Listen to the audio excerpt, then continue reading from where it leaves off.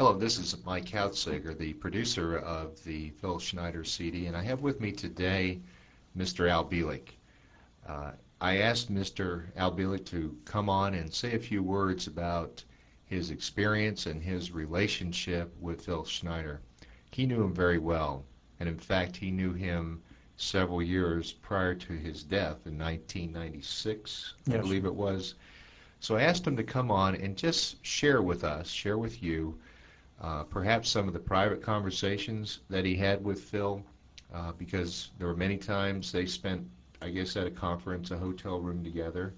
They had a lot of conversations together. They were close personal friends all the way up toward the end. And with that, Al, thanks for being here today. Well, thank you. Hopefully I can contribute something to what is sometimes called the mystery of Phil Schneider. I don't think his life as such was any mystery, but prior to the point when he went public, perhaps it was, because he worked for the government in one capacity or another for many years. He was both at the Skunk Works and what was called the Skunk Works in Burbank, California. He was at Edwards Air Force Base. He worked all over the country and eventually all over the world on underground bases. Told me many stories regarding those. Of course, his involvement with the Dulce wars, as they were sometimes called, against the aliens. He was one of the very few survivors, and the one which was so disastrous. All of these things, of course, I did not know about him. In fact, never heard of him until sometime in early '93, as I remember, when I was at a conference doing a lecture course in the Philadelphia Experiment in Seattle. He showed up, introduced himself, and says, "I would like to talk with you." He says, "My father, Oscar Schneider, was part of the Philadelphia Experiment." Well, of course, my ears perked up. And over the course of time, he told me some things about his father. At that point, I believe his father was still alive. It was shortly after I met him that his father died of cancer. But his father had been basically a captain in the United States Navy Medical Corps and was the chief medical officer for the Philadelphia Experiment and other things afterwards. Now, he knew that he was involved in the Philadelphia Experiment. That was an open discussion well before he died. But what was not open discussion until 2 weeks prior to his death, when Oscar knew he was dying of cancer and was, I guess, irreversible at that point, he called Phil into his bedside and says, "Phil, I want you to know my real history." He says, "I've always told you I was born in the U.S. of Jewish parentage and such." I says, "That's not true." He says, "I was born in Germany many years ago. The exact date I don't recall. But during the period when Hitler was in power, it was when Oscar grew up. He was a master machinist," and I'm quoting what Phil told me. His father was a master machinist at the age of 14, which was quite an accomplishment in Germany then, and eventually enlisted in the Navy and became a captain of a U-boat. According to what I was told, Oscar Schneider had something like 68 successful kills, that is, sinking English or French shipping during the early part of World War II, because the United States was not involved until after December 7th, 41. And he was captured at some point along the line by the French. He was taken in custody. He was held there in France late, I think he said late 39, early 40. And some negotiations took place. And at some point, the Third Army of the United States was involved. When, of course, we had some troops over there. He was turned over to the American troops and suddenly given the same rank in the United States Navy as he had had in the German Navy, that of a captain. And, of course, he was a medical officer. Now, Phil asked the same question I did. If he was a U-boat captain and he comes to the United States Navy, how could he suddenly become a medical officer? And the official Navy record, which I have seen, says that he was born in 1905 in some little town called Cisco, California. Went through University of California, Berkeley for his pre-med. And when he finished his pre-med, he went to Harvard for his medical, his internship, and then joined the Navy and worked his way up through the ranks as a medical officer. That's the official version.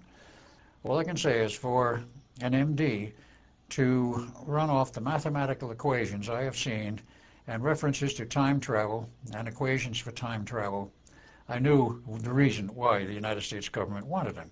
He apparently was involved somewheres, and I have to say this as an assumption. He was apparently involved somewheres in the background of the German research on time travel and time research, because they had a program going also, as we did. And our program, of course, was heavily concealed under very high security starting in 1936. But the Germans allegedly had a successful time travel system functioning before World War II was over. And it would appear that Oskar Schneider had knowledge of this, and because of his knowledge of this, was assigned to our project, namely the Philadelphia Experiment. Now, the Philadelphia Experiment was not truly a case for time travel. It was a case for using manipulations of time in the time field to create invisibility, but there was a relationship. That's my data, my assumption, and what I have been able to put together on why they wanted Oskar Schneider in the U.S. Because otherwise, why would you take a naval commander from Germany who had sunk all kinds of ships, including maybe your own? And at this point, I don't believe he had sunken a U.S. ship, but Allied shipping, and suddenly put him in the United States Navy at the same rank he had held in the German Navy? Well, did Oskar ever share that with Phil, as far as the reasoning that he was brought over? I don't know whether he really did or not. I discussed this with Phil quite a lot, and Phil did not give me all of the background that he knew about his father, except this aspect. There might have been a connection between Oskar Schneider coming to the United States and my father, my real father, as Edward Cameron. My father was Alexander Duncan Cameron Sr., who was involved in government intelligence from the time he left the Navy in 1929 through the period of 46 when he was heavily involved in Operation Paperclip. He brought a lot of German scientists into the U.S.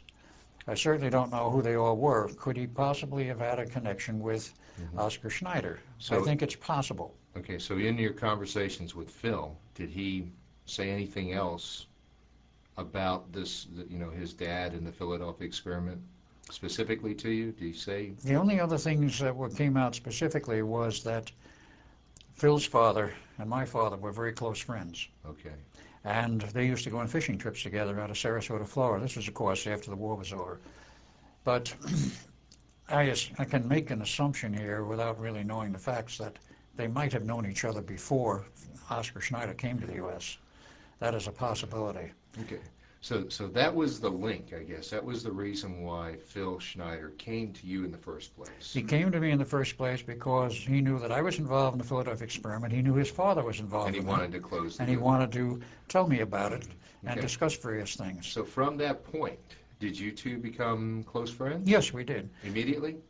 We became casual friends at first. And as time went on, I kept talking with him. I says, Phil, with what you know about various things in the background, plus the Philadelphia Experiment and what you say you had been involved with in building underground bases and traveling in the underground and building the underground tube transportation system, why aren't you out talking about this publicly? He says, you're not involved in the Navy anymore. You're not in the service. You're not working for the government. So was he retired at the time? He was retired. He actually was retired in the sense that he retired himself. He was not formally retired. He walked out on the government. He walked out on the NATO position. And the reasons for that he gave me very specifically. And in terms of the background of Phil, this might prove very interesting.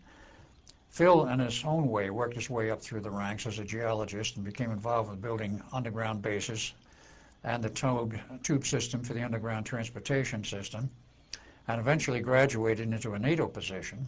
It was all over the world, and he knew how many underground bases were built in the U.S. as well as worldwide. He used to tell me 131 in the U.S. and about 1,400 worldwide, of the type we described, which was 1 to 3 miles underground, anywhere from 1/2 to 3 cubic miles of earth were removed by nuclear detonation, and to create this huge cavern, because the rock is porous, and if you choose the right earth materials, the right rock material, which he was an expert at, you had to use certain types of rock material to build the underground base, or you just forgot it. It had to be certain layered rocks, certain structures, which I am not familiar with, but he was.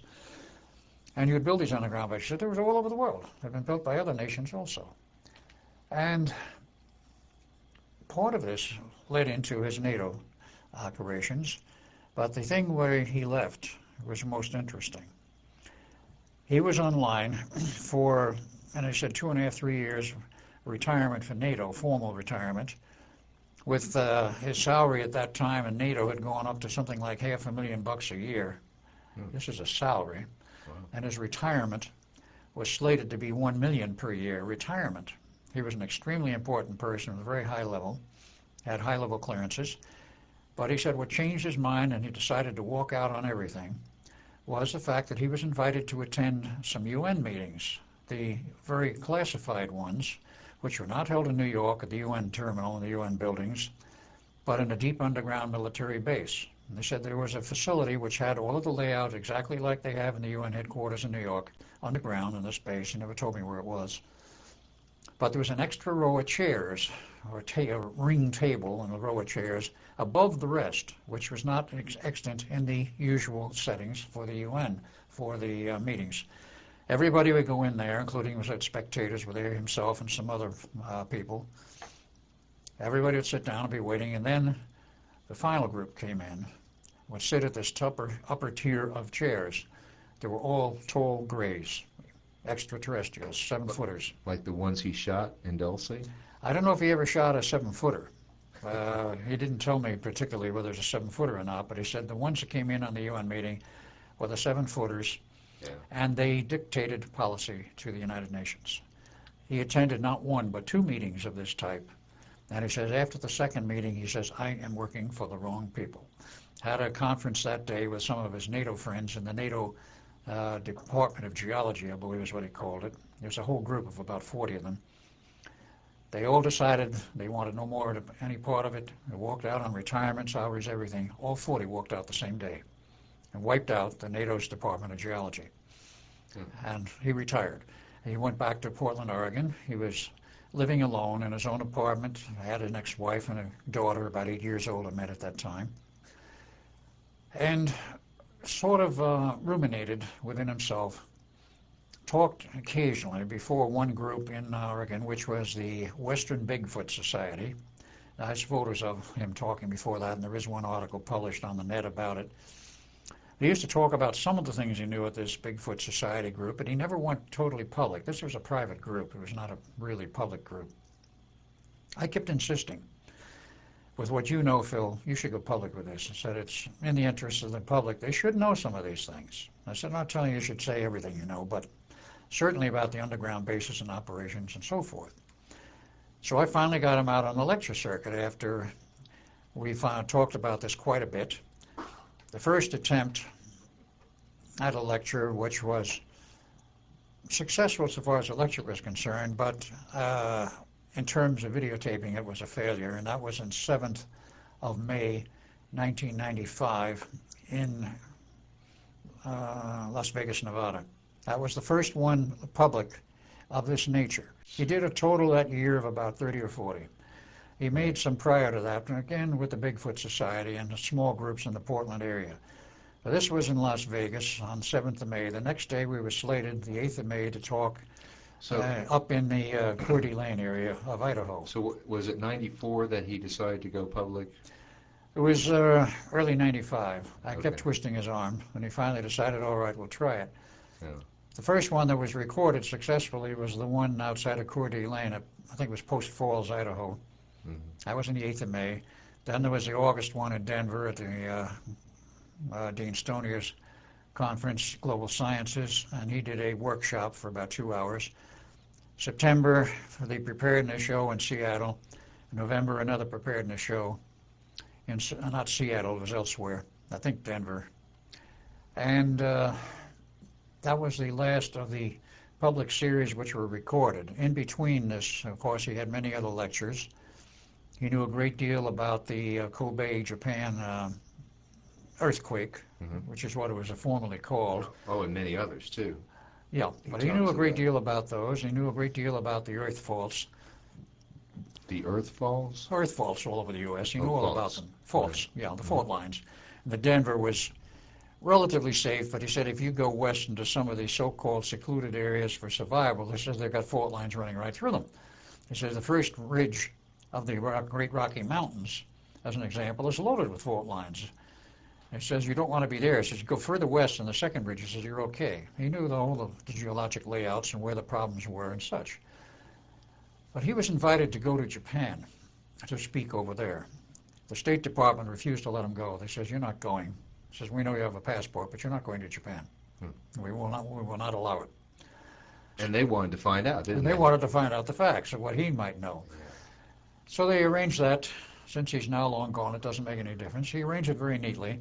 The Japanese says, we'll pick you up out of Vancouver, BC. He says, we'll fly our own jet over. He says, you drive up. He says, you can drive across the border with no problem. Of course you can, unless there was a strict order at the border that he's not to go, which there wasn't.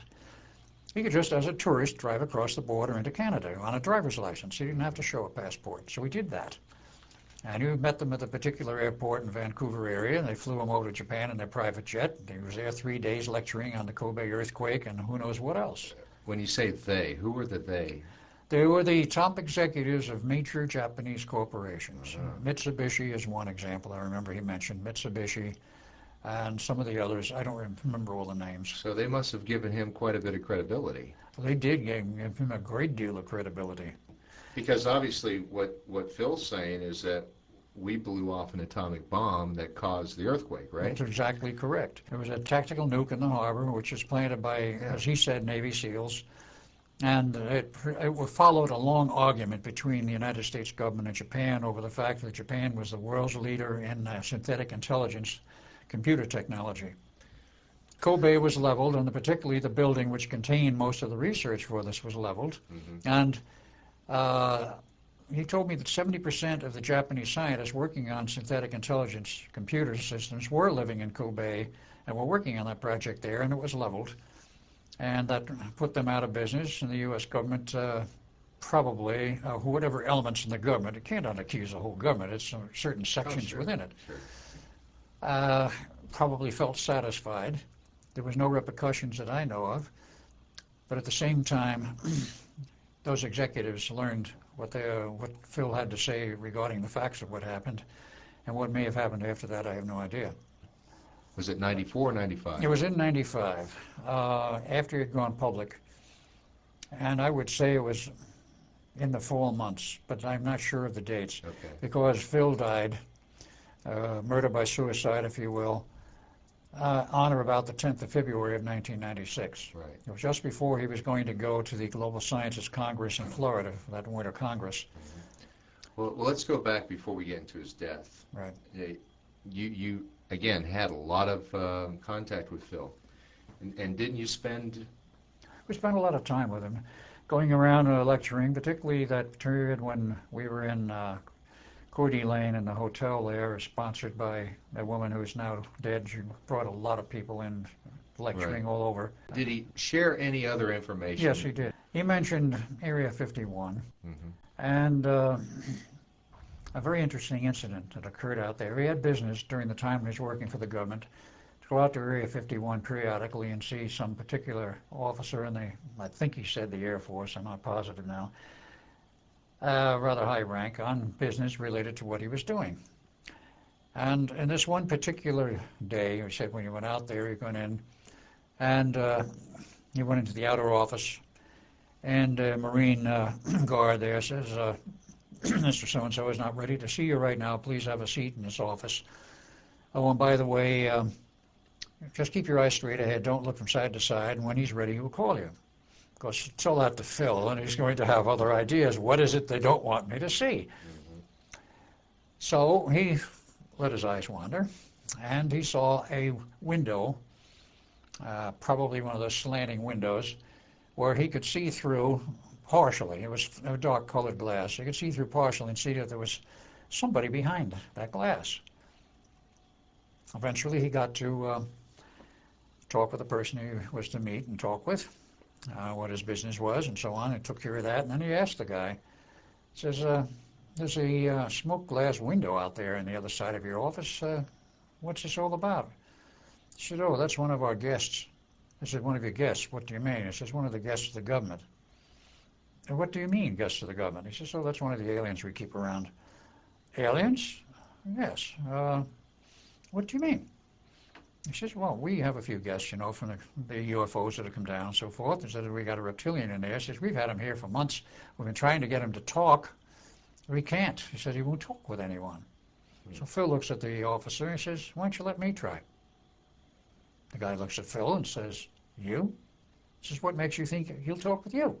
He says, I don't know. Why don't you give it a try? He says, well, everybody else has failed. Why not?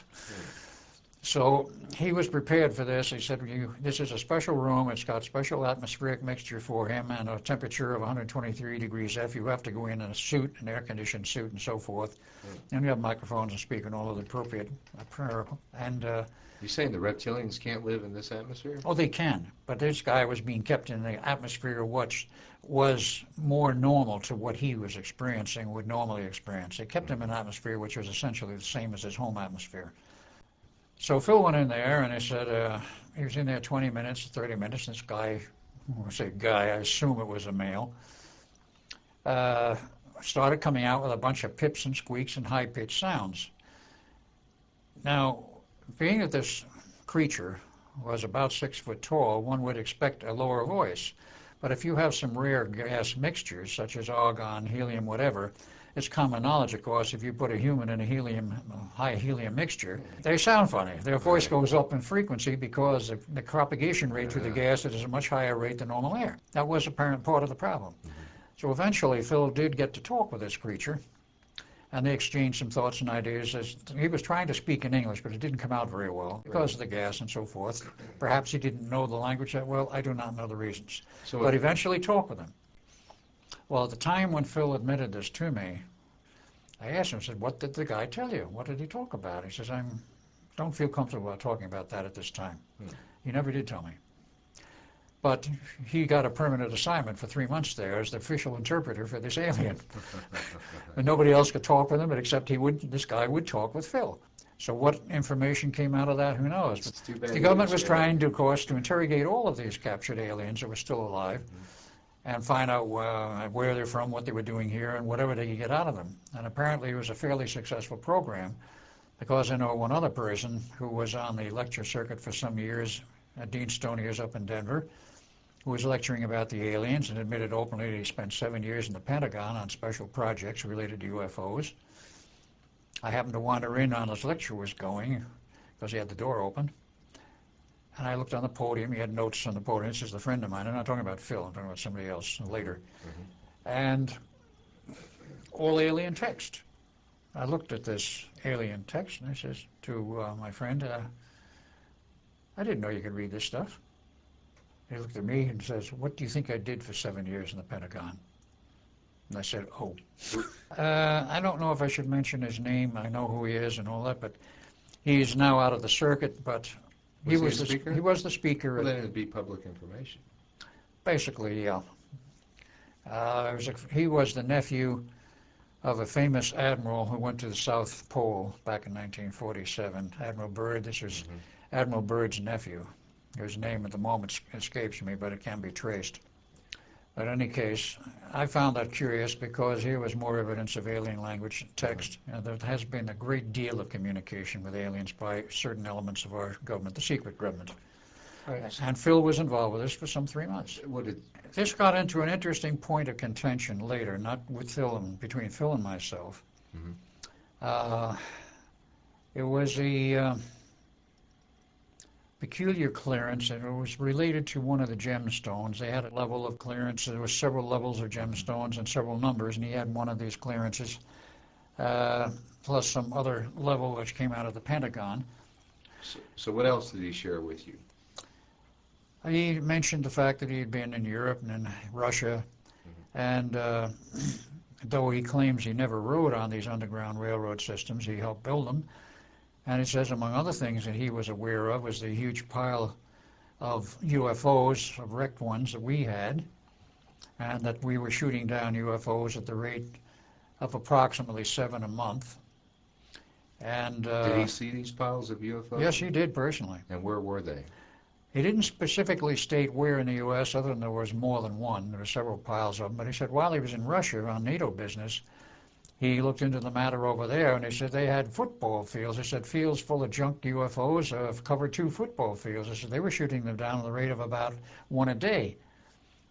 And I said, well, what about the occupants? He says, I don't know what happened to any of the occupants. But he said the orders have been out for quite some time. This would mean prior to 95, that anyone who comes into the Earth closer than, as I was told, a 250-mile periphery above the surface of the Earth, a 250-mile zone, safe zone for us, any closer than 250 miles above the surface of the Earth, they'd be shot down no matter who they were, friend or foe. They had to have clearance to come in closer, no matter who they were. The listener would say, if these guys, these UFOs, these extraterrestrials, had the capability to do space travel, couldn't they counter our defensive measures? Not what we have now. Now, we have particle beam weapon systems, a la Tesla, but of course vastly beyond what even Tesla dreamed of in terms of power. Much of the research was done at Montauk Point in conjunction with the Montauk Project. But quite aside from that, we have them all over the planet now. There's some 36 major high-powered ones, from what I understand. And the power level is now to the point with one of the newer ones, which is a twin beam, particle beam, which is transmitted as a scalar transmission system.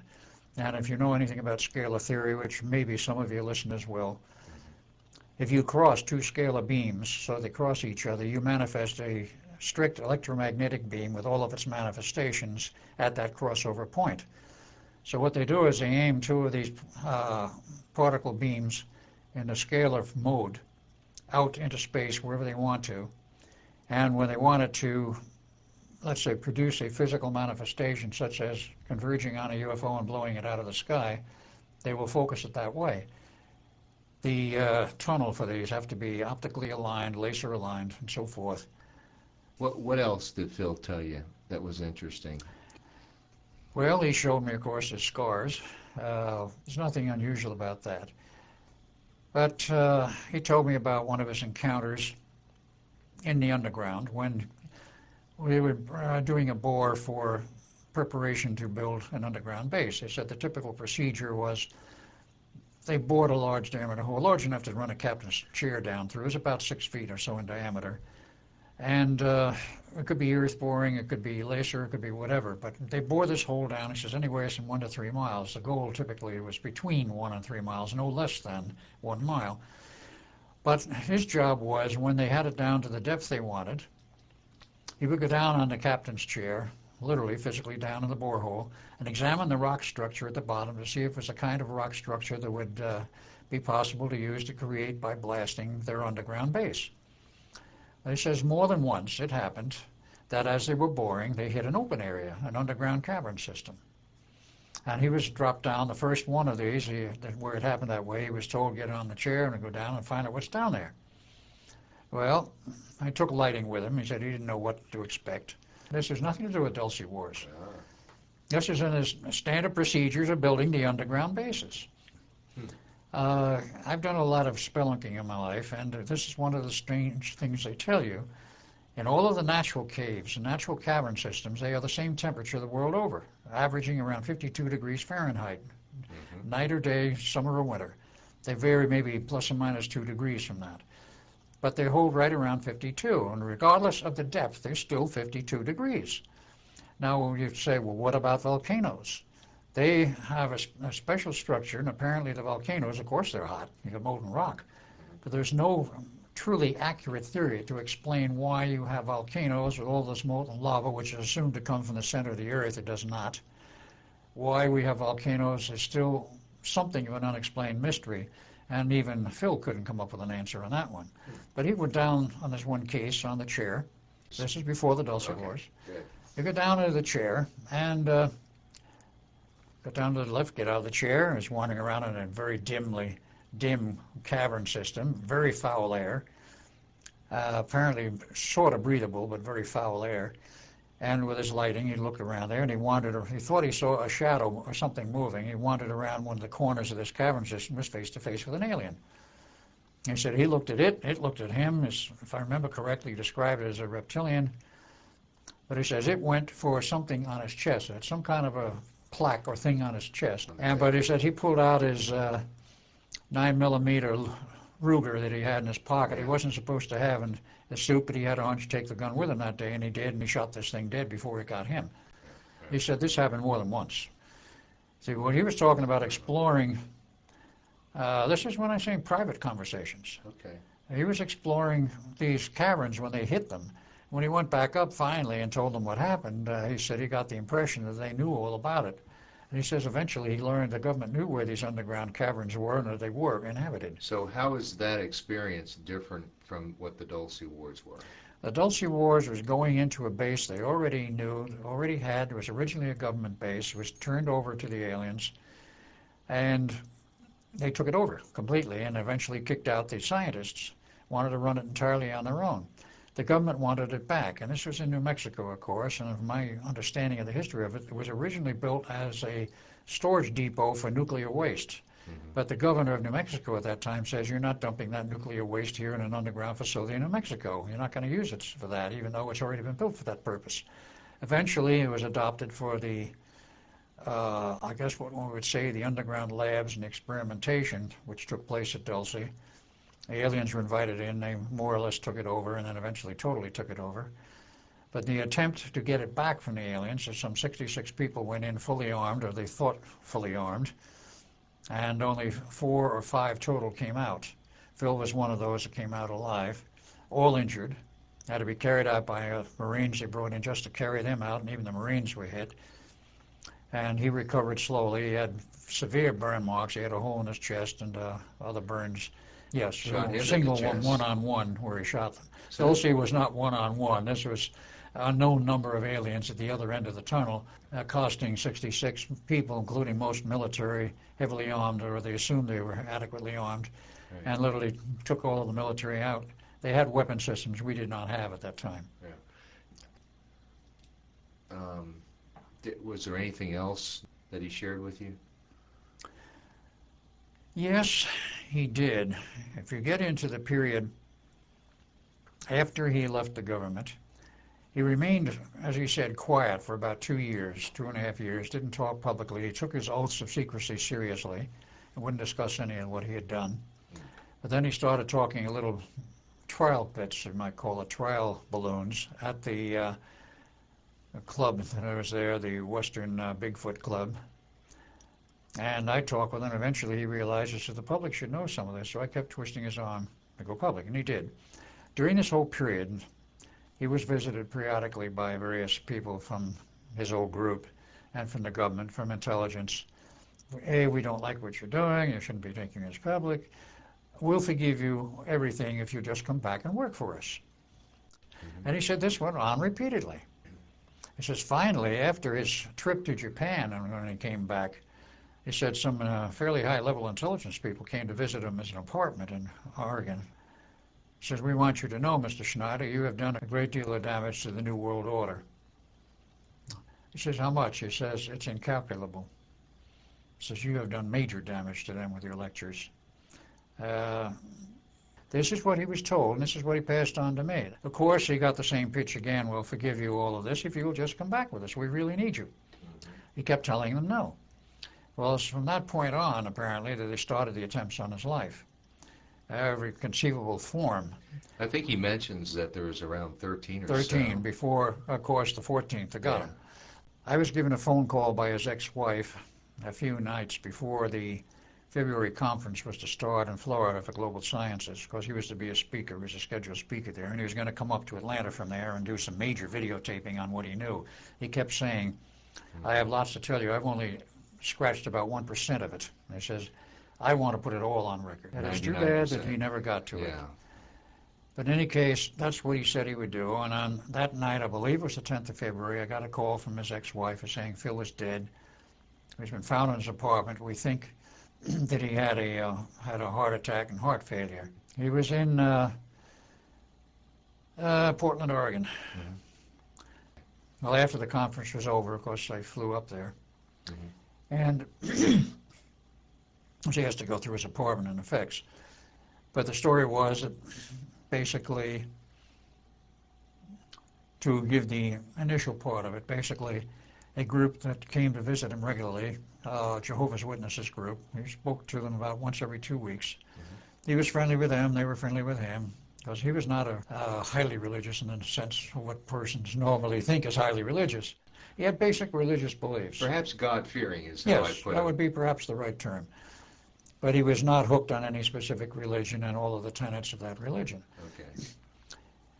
But these Jehovah's Witnesses people came to visit him, he talked with them and so forth, and this went on a regular basis. Now, what I was told was that on this particular morning, when it was discovered that he was dead, they came to his apartment, saw his car parked outside, rang the doorbell, got no answer. In the past, they always got an answer. And they went to the management and said, there's something wrong. Phil's car's here, but he's not answering the door. So they said, oh, we'll get a key and we'll go in and look. So they opened the door and looked, and there was his moldering body. It was already decaying. A couple of days, it was estimated at that point it was 4 days, moldering on the floor in his bedroom, nothing but a pair of shorts, his body half under the bed and his head and shoulders propped up on a wheelchair. So he was fairly bloated at the time. He was bloated at the time. They assumed that he might have been in his wheelchair and fell out, but that was the initial assumption. So, of course, they called the police, they called the funeral home, they took the body in for the usual treatment for preparation for a funeral. And it was then that they found out that there was something a little abnormal. There was a rubber tube wrapped around his neck 3 times and knotted in the back, right back here. And you had to literally remove the bloated folds of flesh to see the tube. The tubing was not available in view otherwise. Now, theoretically, he could have done that to himself, couldn't he? Not hardly, because he had 3 fingers missing from both hands. He had fingers cut off or blown off from various explosive and other things that had happened. He had severe arthritis. He had very strong hands and arms, but he could not manipulate his fingers correctly. So he did not have the ability to tie that rubber hose and knot it. Yeah, he could have wrapped something around his neck and held it this way, but who is going to commit suicide by holding a rubber tube this way? As soon as you relax, the tube lets loose and you breathe again. It was knotted. And, of course, the autopsy performed not by the county coroner, but by a local medic brought in by the police department of Portland. I've read the autopsy. Went through the whole list, and I noticed 2 things. 1, they never did a blood test. 2, they never did a urine test. 3, when they went through the descriptions of the various body parts, they said nothing unusual or abnormal. Well, that was the red flag right there. As his ex-wife, who gave me a copy of the autopsy report, he said, as soon as I read that, it says I knew that either the doctor was totally incompetent or that wasn't Phil's body. I said, why? Because I didn't know at this point what she was referring to and what my friend in Seattle, Washington, he spent a lot of time with, because he was preparing to buy property up in Washington State to carry on with his research, revive his defunct UFO magazine, and so forth. But he had a severe infection years before. His wife told me the story, in which they had to literally cut it open from one end to the other in order to clean out the infection and then sew it up. And none of that was present. According to the autopsy, none of that was present. But the thing was, everybody had seen the stitches that ever saw him naked, either in a shower or otherwise. Now, I'd seen him naked once, but I didn't take a close look. And it just didn't happen to show, that's all. Yeah. He was not in a position where it would, so I'd never noticed it. But she raised a serious question that possibly was not Phil Schneider. She is questioned, is this Phil Schneider? She wanted to see the body. They would not allow her to see the body. Why? No reason was ever given. You can't see it, period. And they all said, other than his wife, that yes, that was the body of Phil Schneider. So, being it was declared suicide, even though it was obviously not, the coroner said it was suicide. That is, the doctor appointed as coroner. And that was the official version. And I met some of the people in the club. I met his ex-wife for the first time, and I was asked to come up literally to go through his personal effects in the apartment. So I did, and a friend from Seattle, I'll use the first name, Mark, and I noticed something rather strange. He had a 4-drawer filing cabinet, a standard office variety. It was totally empty except for perhaps 2 inches of papers in the middle of one of the drawers, in which I looked at it. It was nothing but the receipts and filing papers for a business which he attempted to run as a consulting engineer of some kind. So how did you get access to his Because apartment? his wife asked me to, because I was known to her. Mm-hmm. He had discussed me many times with his wife. Mm-hmm. His wife had a strange view of Phil, in that she considered him as somewhat overly paranoid. And when he was under extreme stress from many of the various things he was involved with, including some of these, as the way she put it, supposed car accidents, of which there were quite a number. These were the attempts on his life. The attempts on his life. She said he'd go into a strange mode of withdrawal and invent these stories. She did not believe half of what he had to tell her. Now, that I'm stating it as I know it, and as she stated it to me. But it was obvious that he was dead. And she took me to the apartment and wanted me to go through everything that was there. Now, one other thing I went through was his photo album, because I was interested in seeing the photos, which he said there were many photos in the album of his father and my father together on fishing trips. Gone. Pictures of him as a kid. Gone. Everything was gone except the pictures of his father and wife as normal human beings at an older age. And wasn't there a lot of money missing? Yes. He had sold just approximately 3 months prior to his demise his gem collection. He had quite a collection of gems, valuable gems, as well as a rock collection. The rock collection was still in the apartment. He told me on the phone that he had sold his gem collection for some $90,000, which was a lot of money. Yeah. And I know what he wanted the money for. He was going up first to Idaho, and I went with him on 1 or 2 trips, looking for property to buy, to move up there and start up some kind of a survival thing and do his own research. He went up to Seattle to meet my friend Mark up there, and he and Mark went all over Washington State, and the rumors were that he had bought property up in Washington State someplace, but that never turned up. There was no deeds, no title, nothing could be found anywhere in any of the searches of the state records that he had bought any property. But the money was missing, some $90,000. So whether he did buy property or not, we do not know to this day, and whether the money was just absconded, we assume probably it was, but we don't know. Now, there's some other interesting aspects as to what disappeared.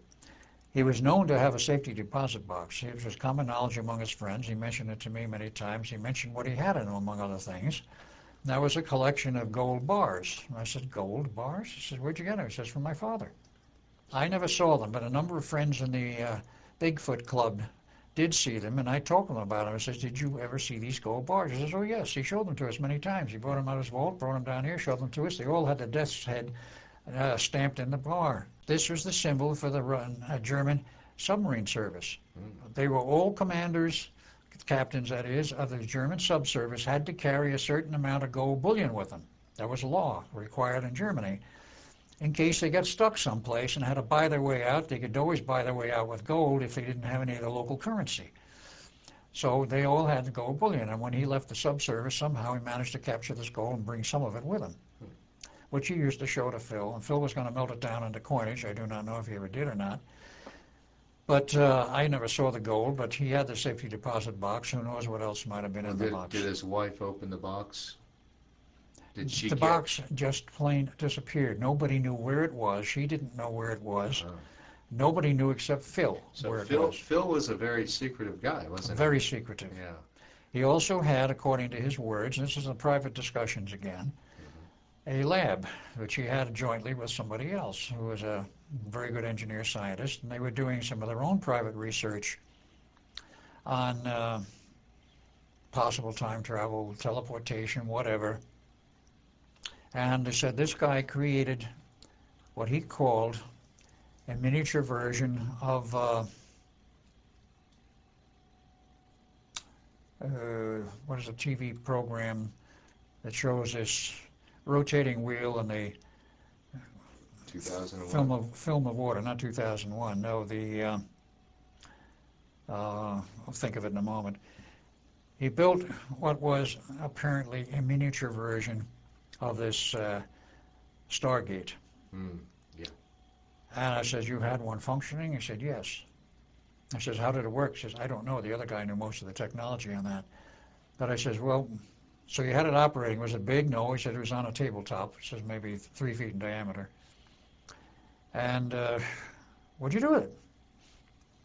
Well, She says, I thought I'd be brave and I'd try and put my arm through it and see if my arm was all right and where it went. He says, I put my arm through it and I nearly got sucked into it. He says, I was able to hold back. But he says, well, why didn't you try a camera? He says, I did. I says, would you get pictures? He said, yes. He says, I'll show them to you sometime. I never saw them. Wow. This lab, and any reference to it, disappeared. Nobody else seemed to know anything about it, except whoever the second party was, and I never did learn who that was. The lab disappeared. Supposedly he had a complete machine shop somewheres. That just disappeared in the woodwork, including his own records of medical care out of the federal office building and the federal case he was building up in Washington, in Seattle, in the federal courthouse there against someone. Well, you know, during his lectures, he shows all these rare materials or alien materials. Yes. Was all that gone as well? Oh, yes, everything. So we at least know from the videotapes that he did have materials. I had them in my hands. I examined them. You go back to the apartment after the death, all gone. All gone. His bowling ball was still there because he used to bowl once in a while. With 3 fingers? Apparently.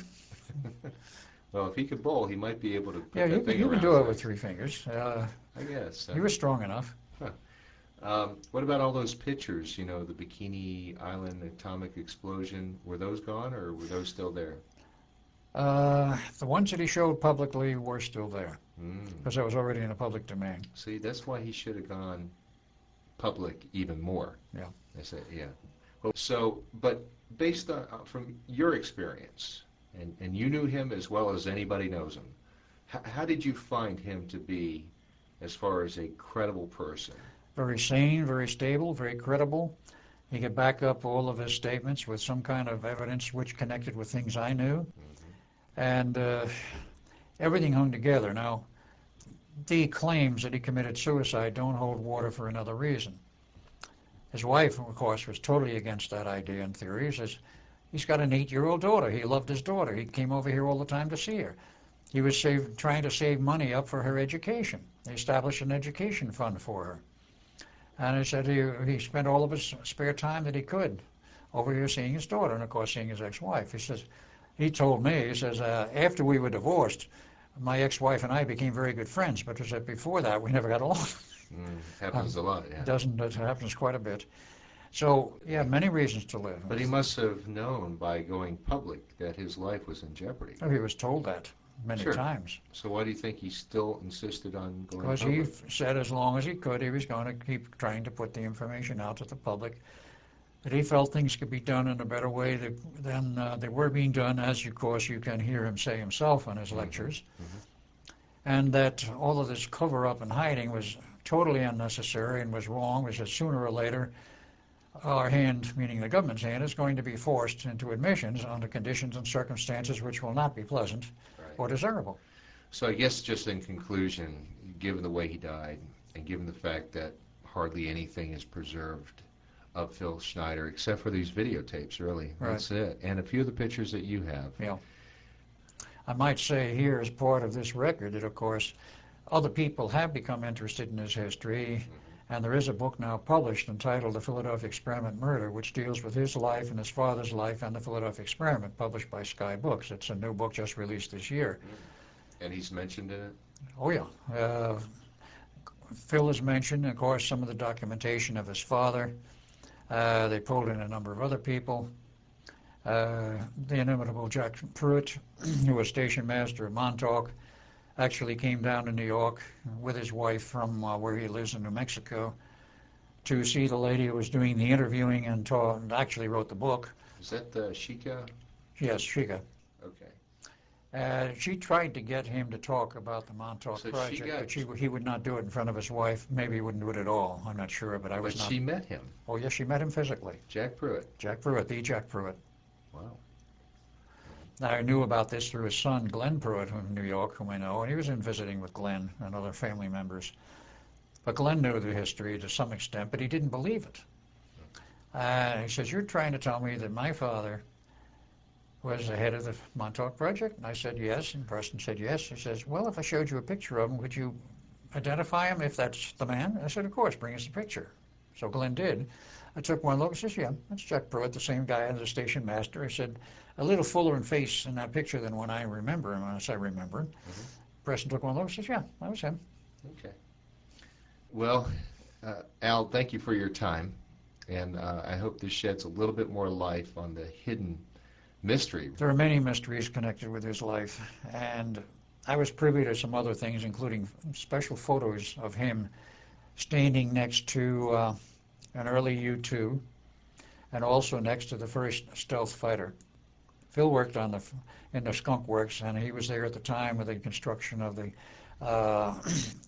famous new fighter aircraft, the stealth fighter, and of course the stealth bomber. You know, the regular stealth fighter and stealth bomber, the B-2 bombers is called a stealth bomber. He was part of that program? He was part of that program, and there's a picture of him standing next to it. That They showed picture me. to you? Yeah, so that's Good. gone too. Well, I'm sure. Okay. Thank you, Al.